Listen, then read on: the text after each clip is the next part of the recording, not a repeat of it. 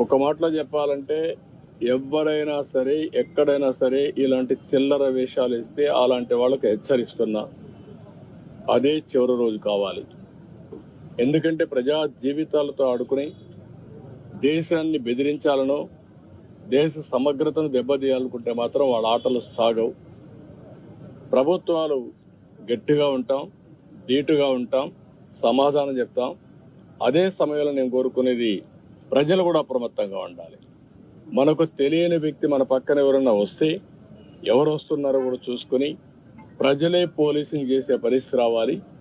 అప్పుడే ఇలాంటి సమస్యలన్నీ కంట్రోల్ అవుతాయి. ఈరోజు ప్రపంచంలో భారతదేశం దూసుకెళ్లే పరిస్థితి వస్తూ ఉంది. ప్రపంచంలో అగ్రదేశాలన్నీ కూడా ఒకసారి ఆలోచిస్తే అందరికంటే ముందు మనం ఉండే పరిస్థితి వస్తూ ఉంది.